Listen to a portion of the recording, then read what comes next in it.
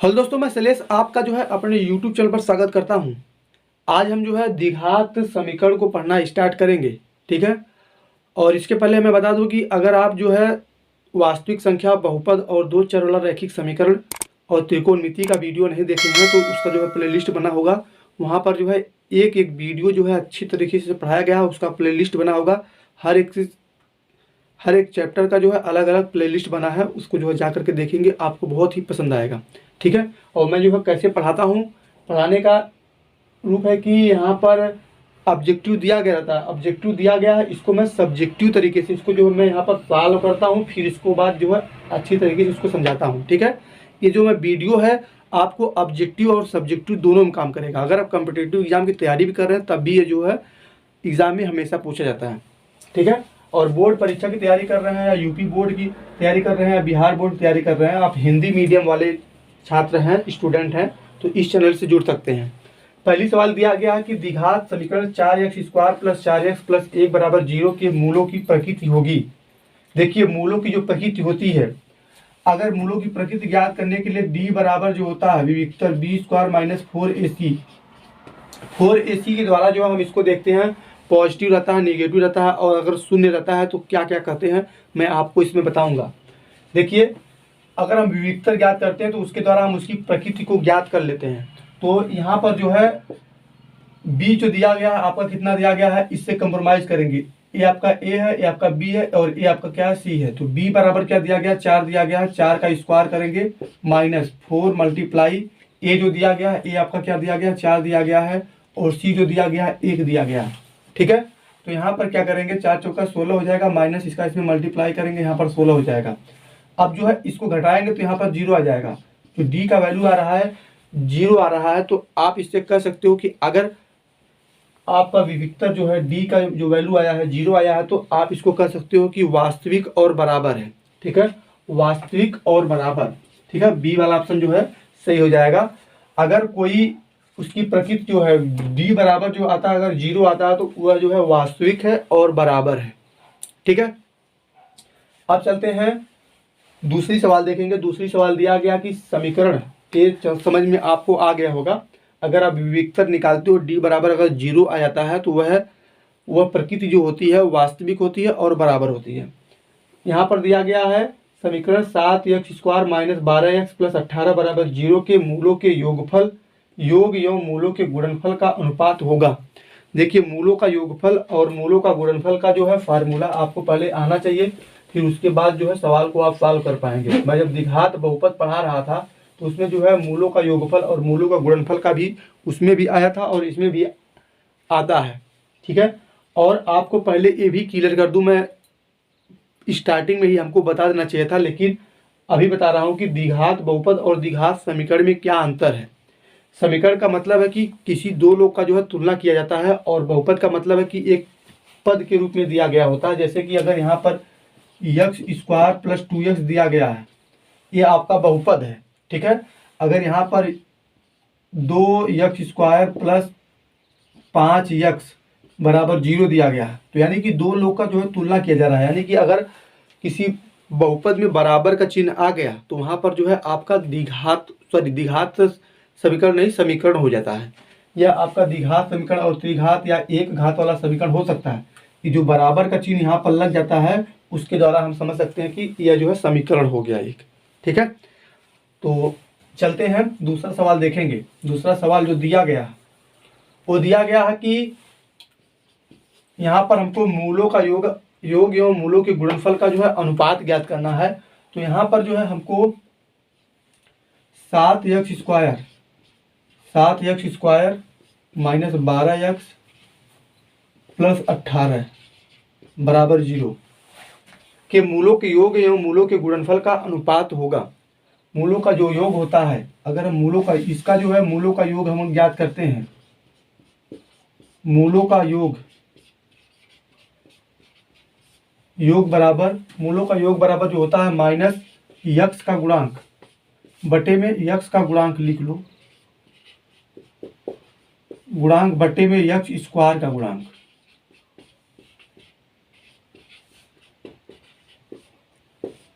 x² का गुणांक। मूलों का योग बराबर जो होता है माइनस यक्स का गुणांक बटे में यक्स स्क्वायर का गुणांक। जो यहाँ पर यक्स का गुणांक दिया गया है, तो यक्स का गुणांक जो दिया गया, पहले मैं यहाँ पर माइनस लिखूंगा, और यक्स का गुणांक जो दिया गया -12 दिया गया है, बट्टे में यक्स स्क्वायर का गुणांक जो दिया गया 7 दिया गया, तो मैं कह सकता हूँ कि यहाँ पर 12/7 हो गया। ठीक है। और मूलों का गुणनफल, जो मूलों का गुणनफल होगा, मूलों का गुणनफल, मूलों का गुणनफल बराबर जो होगा, मूलों का गुणनफल बराबर होता है अचर पद बटे में यक्स स्क्वायर का गुणांक, यक्स स्क्वायर का गुणांक। ठीक है। अचर पद बटे में यक्स स्क्वायर का गुणांक होता है। अचर पद जो होता है, अचर पद जो दिया गया है आपका क्या होता है, सी होता है 18, 18 हो गया, और यक्स स्क्वायर का गुणांक कितना दिया गया, 7 दिया गया, 7 लिख लिया। अब देखिए, अब जो है यहाँ पर देखेंगे कि कह रहा है कि मूलों का योग एवं मूलों का गुणन फल का अनुपात क्या होगा। तो पहले ऊपर क्या रहेगा, योग रहेगा, और नीचे क्या रहेगा, गुणनफल रहेगा। तो अब जो है इसका जो है मूलों का योग कर लो, योग यहाँ पर नीचे लिखते हैं, यहाँ पर दिख रहा होगा, ये यहाँ पर लिखेंगे।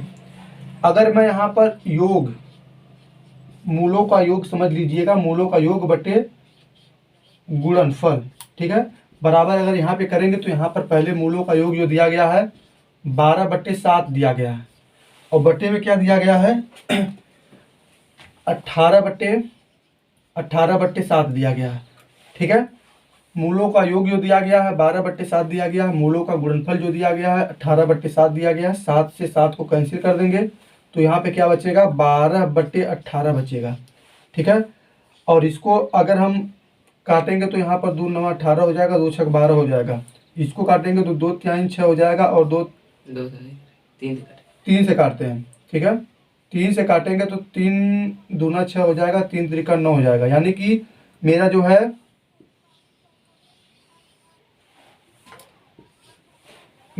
यहाँ पर कितना आ जाएगा, 2/3 आ जाएगा। ठीक है। 2/3 कह सकते हैं कि 2:3। ठीक है। यहाँ पर दिख रहा है कि नहीं दिख रहा है, यहाँ पर दिख रहा है, लेकिन इसके आगे जो है यहाँ पर लिख लीजिएगा, मिटा करके यहाँ पर लिख देते हैं, इसको आप 2:3 लिख सकते हो। ठीक है। 2:3। ठीक है। तो ये हो गया आपका सवाल, एक बार अच्छे से समझ लीजिएगा, बहुत ही इंपॉर्टेंट सवाल है। ठीक है। एक बार फिर से रिपीट करना चाहेंगे, थोड़ा समय लगेगा, लेकिन आपका कंसेप्ट क्लियर होना चाहिए। कंसेप्ट क्लियर रहेगा तो रिजल्ट क्लियर रहेगा, आपका आंसर भी क्लियर हो जाएगा। ठीक है। कंसेप्ट क्लियर कर लीजिए आप। यहाँ पर दिया गया एक समीकरण दिया गया था, मेरे को मूलों का योगफल और मूलों का गुणनफल का अनुपात ज्ञात करना था। तो पहले हम मूलों का योगफल ज्ञात करेंगे और मूलों का गुणनफल ज्ञात करेंगे, फिर उसके बाद जो है उसका अनुपात हम ज्ञात कर लेंगे। तो मूलों का योगफल मैंने यहाँ पर निकाल दिया, 12/7 आ गया, और मूलों का गुणनफल जो है यहाँ पे निकाल दिया, 18/7 आ गया। अब जो है मूलों का योगफल बटे मूलों का गुणनफल कर दिया, तो 12/7 यहाँ से लिख लिया, और यहाँ से जो है 18/7 लिख लिया। 7 से 7 को कैंसिल कर दिया तो 12/12 क्या हो गया, यहाँ पे 12/18 आ गया। तो इसको मैं कैंसिल करते हुए गया, इसको 2 से काटा तो यहाँ पर 6 आ गया, और यहाँ पर जो है 9 आ गया, और इसको 3 से काटा तो 3 दूना 6 हो गया, और यहाँ पर 3 त्रिका 9 हो गया, 2/3 हो गया। और इसको मैं जो है 2:3 के रूप में लिख लिया। ठीक है। एक बार मैं रिपीट भी कर दिया, आपको अच्छी तरह से समझ में आ गया होगा। आप जो है इसका स्क्रीनशॉट भी ले सकते हैं, अगर कोई डाउट्स हो गया तो आप कमेंट करके पूछ सकते हैं। ठीक है। तो मैं जो है उसका जवाब दे दूंगा कि यहाँ पर नहीं समझ में आया, या फिर से जो है समझा दीजिए, मैं लाइव क्लास में भी आके समझा सकता हूँ। ठीक है। तो चलिए आगे चलते हैं, और ये वाला भी समझ में आ गया होगा। यहाँ पर जो है 4 ऑप्शन दिया गया था, A B C और D। यहाँ पर जो है बी वाला ऑप्शन सही था, वास्तविक और बराबर। ठीक है। उसको मैं बता चुका हूँ। वास्तविक और बराबर तभी होता है जब आपका जो है D बराबर विविधता जो होता है आपका 0 आता है। ठीक है। आगे चलते हैं। मास्टर आ जाओ, समझ में आ गया। मैं पानी पानी हो गई, ले उस मार के।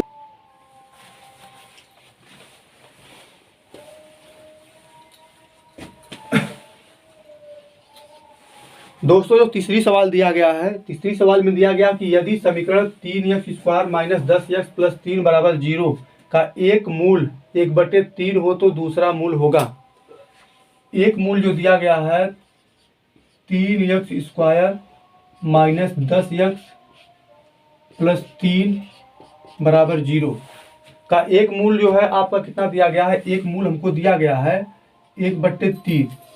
तो कह रहा है कि दूसरा मूल क्या होगा। दूसरा मूल ज्ञात करने के लिए जो हम इस दो द्विघात समीकरण दिया गया है इसका हम जो है गुणनखंड करेंगे, और गुणनखंड करने के बाद जो हमको जो है ए वाला भी मूल मिलेगा और एक जो मूल पूछ रहा है वो भी मिल जाएगा हमको। ठीक है, तो इसका हम क्या करेंगे, पहले हम इसका गुणनखंड कर लेते हैं। गुणनखंड कैसे करते हैं, इसका जो है पहले इसमें मल्टीप्लाई करते हैं। अगर कुछ नहीं दिया गया है, अगर x² दिया गया है इसकी जगह, तो वहाँ पर 1 रहता है, उसका जो है वो उसमें उसी में मल्टीप्लाई करोगे। जैसे कि अगर यहाँ पर कुछ नहीं दिया गया है मान लो, तो इसका तब भी हम जो है मानते हैं कि इसका पहले हम इसमें मल्टीप्लाई करते हैं। आपको ये जो है रूल होता है, इसका इसमें मल्टीप्लाई करोगे तो 3 ही आएगा। तो यहाँ पर जो है हमको 3 दिया गया है, वहाँ पर 3x², तो इसका जो है इसमें मल्टीप्लाई करेंगे तो मेरे को जो है 9 मिल जाएगा। यही कहना चाहता हूँ। तो 9 मिलेगा, तो 9 का ऐसा गुणनखंड करेंगे कि जोड़ने पर या घटाने पर तो मेरे को जो है 10 मिले, वो भी -10। तो अगर यहाँ पर इसका जो है गुणनखंड करेंगे तो 3 × 3, 3 × 3 9 हो रहा है, लेकिन जो है इसको जोड़ने पर या घटाने पर हमको 10 नहीं मिल रहा है। ठीक है, अगर यहाँ पर मैं 9 × 1 कर दूं तो 9 × 1 = 9 हो रहा है, लेकिन 9 में 1 जोड़ोगे तो मेरे को 10 मिल जाएगा, लेकिन 9 में 1 घटाओगे तो 8 मिल जाएगा। तो हम जो है 9 में 1 जोड़ेंगे तो हमको जो है क्या मिल जाएगा, 10 मिल जाएगा। तो अब इसी से जो हम यहाँ पर लिखेंगे इसको x² माइनस 9x और माइनस 1x और प्लस 3 बराबर 0। अब देखिए मैं यहाँ पर भी माइनस लिया हूँ, यहाँ पर भी माइनस लिया हूँ। अगर मैं यहाँ पर प्लस कर देता तो इसमें से इसको घटाना पड़ता और यहाँ पर जो है 8 आता। तो 8 यहाँ पर नहीं, -10 दिया गया, तो यहाँ पर माइनस किया, यहाँ पे माइनस किया, माइनस माइनस प्लस, तो 9 में 1 जोड़ोगे तो यहाँ पर 10 हो जाएगा, 10x हो जाएगा। ठीक है, तो यहाँ पर जो है 3x लेंगे तो यहाँ पर जो है x -3 हो जाएगा। ठीक है, x -3 हो जाएगा, और यहाँ पे -1 कॉमन लेंगे तो यहाँ पर क्या हो जाएगा, x -3 हो जाएगा, बराबर में क्या हो जाएगा, 0 हो जाएगा। ठीक, यहाँ पर x -3 और यहाँ पर x -3, तो इसके बाद यहाँ पर इसको मैं लिख सकता हूँ x -3 और यहाँ पर जो है 3x - 1 बराबर में 0। ठीक है, 3x - 1 बराबर में जो है 0 हो गया। तो अब इसको क्या लिख सकता हूँ, x -3 बराबर जो है 0 हो जाएगा, और यहाँ पर जो है 3x - 1 बराबर जो है 0। यहाँ पर x बराबर क्या हो जाएगा, 3 हो जाएगा। 3 को इस साइड लेके आएंगे तो x बराबर 3 हो जाएगा। इसी प्रकार से इसमें भी करेंगे, 3x बराबर 1 करेंगे और यहाँ पर x बराबर 1/3 कर देंगे। एक जो है x बराबर 3 हो जाएगा और एक जो है x बराबर 1/3। 1/3 जो है अभी मैंने बताया कि यहाँ पर हमको एक दिया गया है, ये देख रहे हो, एक मूल जो है 1/3 हमको दिया गया था, लेकिन एक दूसरा मूल जो है पूछ रहा था, तो दूसरा मूल जो है मेरा कितना आ जाएगा, 3 आ जाएगा। 3 जो आएगा आपका डी वाला जो आंसर दिया गया है सही हो जाएगा। हो गया सही, देख रहे हैं। तो यहाँ पर जो है पहला, ये जो है आपका पहला मूल है, ये जो है पहला मूल और ये जो है दूसरा मूल। ठीक है अमूल, ठीक है। तो यहाँ पर अमूल सर भी यहाँ पर बैठे हैं, अमूल 3 आ गया। अब जो है ये अच्छी तरह से आपको समझ में आ गया होगा। हम चलते हैं चौथी सवाल की तरफ। चौथी सवाल में जो है समझना है, ये जो है द्विघात समीकरण दिया गया ax² plus bx plus c बराबर 0 में x के मान होंगे। ये जो है अगर कोई द्विघात समीकरण दिया गया होता है, उसको जो है गुणनखंड करने के लिए है x का मान ज्ञात करने के लिए, जैसे हम यहाँ पे x का मान ज्ञात किए हैं, उसी प्रकार से ये भी जो है इसी में से एक फार्मूला है जिसका हम जो है यूज करते हैं x का मान ज्ञात करने के लिए। और ये जो मैं यहाँ पर बताऊँगा, लेकिन इसको जो हम कहते क्या हैं, इसको किस नाम से जानते हैं, इसको आप कमेंट में जवाब दीजिएगा। यहाँ पर जो है इसका फार्मूला होता है -b प्लस माइनस कड़ी में b² माइनस 4ac बटे में 2a होता है। ठीक है, तो यहाँ पर जो है b वाला जो ऑप्शन दिया गया -b प्लस माइनस कड़ी में b² माइनस 4ac बटे 2a होता है। ठीक है, तो बी वाला ऑप्शन क्या हो जाएगा, सही हो जाएगा। अब हम चलते हैं अगली सवाल देखते हैं, ठीक है। चौथी सवाल में जो है आपका बी वाला राइट आंसर हो जाएगा। और इसको हम किसके नाम से जानते हैं, इस को जो है, ये जो है एक द्विघात समीकरण का गुणनखंड करने वाली विधि है। इसके द्वारा हम यक्स का मान ज्ञात करते हैं, लेकिन इसको हम किस नाम से जानते हैं आप कमेंट में बताइएगा।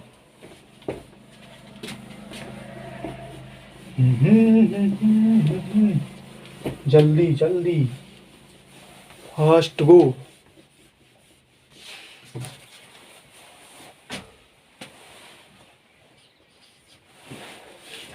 दोस्तों अब जो है हम लोग जो है 25वीं सवाल देखेंगे। 25वीं सवाल में दिया गया है कि द्विघात समीकरण 4y² + 4y + 1 = 0 के मूलों का गुणनफल होगा।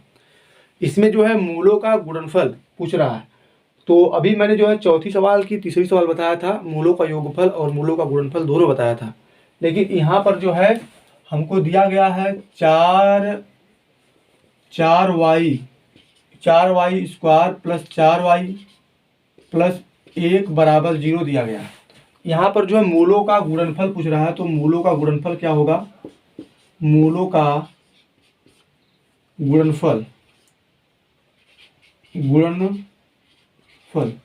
मूलों का गुणनफल जो होता है उसको जो है अचर पद बटे x² का गुणांक होता है। यानी कि x² का मतलब यहाँ पे y² दिया गया है, तो यहाँ पर समझ लीजिए कि y² का गुणांक। अचर पद जो दिया गया आपका 1 दिया गया है। और एक बात और नोट कर लीजिएगा कि जब मूलों का गुणनफल हम ज्ञात करते हैं तो यहाँ पर माइनस वगैरह नहीं रहता, लेकिन ये दिमाग में रहना चाहिए कि मूलों का जब हम योगफल ज्ञात करते हैं, अगर योगफल ज्ञात करना है तो वहाँ पर -x का गुणांक बटे में x² का गुणांक, ये फार्मूला होता है। यानी कहने का मतलब है कि जब हम योगफल ज्ञात करते हैं तो उसमें माइनस रहता है पहले से फार्मूला में, लेकिन इसमें जो है नहीं रहता, ठीक है। तो अब चलिए यहाँ पर देखेंगे कि अचर पद जो हो गया, अचर पद बटे में x² का गुणांक जो हो गया आपका 4 है, तो यहाँ पर जो है 1/4 जो है आपका राइट आंसर हो जाएगा। बस यही करना था इसमें, ठीक है। तो ए वाला ऑप्शन दिया गया है तो जो है आपका क्या हो जाएगा, सही हो जाएगा, ठीक है। अब चलते हैं 6वीं सवाल देखेंगे। 6वीं सवाल जो है बहुत ही शानदार सवाल है, ये शानदार सवाल है। और जब हम पहली सवाल आपको बता रहे थे, अगर आप पहली सवाल से पढ़ते हुए आ रहे हैं, भगा करके नहीं देखे होंगे, पहली सवाल में दिया गया था, पहली सवाल में दिया गया था कि हमको जो है वास्तविक और बराबर ज्ञात करना था। उसमें इसके मूल वास्तविक और बराबर हैं, ठीक है। और उसकी मूल की उसके जो है मूलों की प्रकृति ज्ञात करनी थी। मूलों की प्रकृति जो है आंसर आया था वास्तविक और बराबर आया था। वास्तविक और बराबर तभी होता है जब उसका जो डी का मान जो होता है 0 के बराबर होता है, तभी उसके जो है मान वास्तविक और बराबर होते हैं। तो यहाँ पे क्या कर रहा है कि यदि द्विघात समीकरण 9x² + 6kx + 4 = 0 के मूल वास्तविक यो समान हो या बराबर हो तो k का मान होगा। देखिए अगर हम जो है यहाँ पर विविक्तर जो होता है d = b² - 4ac होता है। अब यहाँ पर वास्तविक और जब बराबर रहता है तो यहाँ पर जो है d बराबर मेरा क्या हो जाता है, 0 के बराबर हो जाता है। तो हम कह सकते हैं कि b² - 4ac = 0, ठीक है। जब मूल वास्तविक और समान हो तो b² - 4ac बराबर में क्या हो जाता है, 0 हो जाता है। अब यहाँ पर जो b² दिया गया है, b² जो दिया गया है, पहले हम a बराबर लिख लेते हैं। a बराबर मेरा 9 दिया गया है और b बराबर जो दिया गया है 6k दिया गया है और c बराबर क्या दिया गया है, 4 दिया गया है। अब इन सब का मान जो है इसमें हम रखेंगे और इसके द्वारा हम जो है k का मान ज्ञात कर लेंगे। अब जो है b का मान इसमें रखेंगे तो क्या हो जाएगा, b का मान जो है इसमें रखेंगे तो यहाँ पर 6k² हो जाएगा और -4 मल्टीप्लाई a का मान जो है 9 है, मल्टीप्लाई c का मान जो है 4 है, इसको कर लिया। अब जो है इसको यहाँ पर गुणा करेंगे तो यहाँ पर इसका स्क्वायर करेंगे तो यहाँ पर 36 क्या लिख रहे हैं भाई, 36 की जगह 3 लिख दे रहे हैं, 36k² हो जाएगा माइनस यहाँ पर जो हो जाएगा 4, यहाँ पर जो है मैं लिख लेता हूँ ऐसे 9 चौक 36, 9 चौक 36 गुणे 4 लिख लेता हूँ बराबर 0। यहाँ पर मैं 36 क्यों लिखा, इसको जो है मैं अभी बताता हूँ। क्योंकि यहाँ पर जो है 36 के स्क्वायर, इसको मैं इस साइड लेके आऊँगा तो बराबर में जो है 36 मल्टीप्लाई 4 हो जाएगा। अगर मैं इसमें मल्टीप्लाई भी कर लूँ तब भी जो हमको इससे काटना पड़ेगा, तो मैं डायरेक्ट इसको जो है यहाँ पर के स्क्वायर कर दिया और यहाँ पर जो है 36 मल्टीप्लाई 4 कर दिया और यहाँ पर जो है 36 लिख दिया, 36 से 36 को कैंसिल कर दिया। अब जो है यहाँ पर इसको मल्टीप्लाई करता, फिर जो है इसको डिवाइड करता, समझ रहे हो कि नहीं। यहाँ पर समय आपका बचेगा, यहाँ पर 6 के स्क्वायर बराबर कितना हो जाएगा, 4 हो जाएगा। और यहाँ पर जो मैं इसका मल्टीप्लाई कर देता तो कुछ बड़ा सा आता, फिर इससे जो डिवाइड करने में जो मेरे को दिमाग लगाना पड़ता। मैं यहाँ पे क्या किया, 9 से गुणा किया, 36 हो गया, 36 गुणे 4 यहाँ पर लिख दिया मैंने, इसको इस साइड ला दिया, 36 गुणे 4 आ गया इधर, ठीक है। तो 36 से डिवाइड करेंगे, 36 से 36 कैंसिल हो जाएगा, तो यहाँ पर 4 बचेगा। अब देखिए यहाँ पर अगर हम स्क्वायर को इस साइड लाते हैं, स्क्वायर को इस साइड लाएंगे तो करड़ी में क्या आ जाएगा, 4 आ जाएगा। यहाँ पर मैं लिख सकता हूँ +-2, ठीक है। के का जो मान आ जाएगा +-2, करने का मतलब है कि के का मान जो आएगा एक बार प्लस में आ सकता है, एक बार माइनस में, ठीक है। यहाँ पर या करके दिया गया है 2 या 0 या -2 या 0, यहाँ पर 2 या -2 या केवल 0। तो यहाँ पर जो है सी वाला जो ऑप्शन दिया गया है, सी वाला ऑप्शन क्या दिया गया भाई, 2 या -2, तो यही वाला जो है आंसर सही हो जाएगा। बहुत ही इंपॉर्टेंट सवाल लग रही है और वैसे है भी, आपको समझ में आना चाहिए, कंसेप्ट क्लियर कर लीजिए आप, ठीक है। तो ये थी आपकी कुछ इम्पोर्टेंट सवाल ऑब्जेक्टिव और सब्जेक्टिव तरीके की, ठीक है। तो अगर वीडियो पसंद आए तो चैनल को सब्सक्राइब जरूर कर लीजिएगा और दोस्तों में ज़्यादा से ज़्यादा शेयर करें इस वीडियो को। और आप अगर नए हैं तो इस चैनल को सब्सक्राइब कर लीजिए। इस चैनल पर जो है क्लास 10th का मैथ अभी पढ़ाया जा रहा है बहुत अच्छे तरीके से। अगर आप बोर्ड परीक्षा की तैयारी कर रहे हैं तो आप इस चैनल से जुड़ करके अपनी तैयारी को और ज़्यादा मजबूत कर सकते हैं, ठीक है। तो भैया फिर हम मिलेंगे आपसे, और जो भी वीडियो देखना है प्लेलिस्ट में जाइए, प्लेलिस्ट में जो है हर एक चैप्टर का जो है नाम लिखा है, उसके बाद क्लास 10th मैथ, ठीक है। वास्तविक संख्या पढ़ना है, बहुपद पढ़ना है, 2 चर वाला रैखिक समीकरण पढ़ना है, त्रिकोणमिति पढ़ना है, या ये जो द्विघात समीकरण है इसको भी आपको प्लेलिस्ट में मिल जाएगा। द्विघात समीकरण कोष्टक में क्लास 10th मैथ के नाम से प्लेलिस्ट इसका भी रहेगा, इसको भी आप प्लेलिस्ट में मिल जाएगा, ठीक है। एक एक चैप्टर को जो है पढ़ते रहिए और अच्छे से अपनी तैयारी को मजबूत बनाइए और अच्छा नंबर लाइए। आप मैथ में टॉप करिए अपने ज़िले में, अपने गांव में, और देश में भी नाम रोशन करिए, ठीक है। फिर मिलते हैं अगली क्लास में, तब तक के लिए आप सबका धन्यवाद।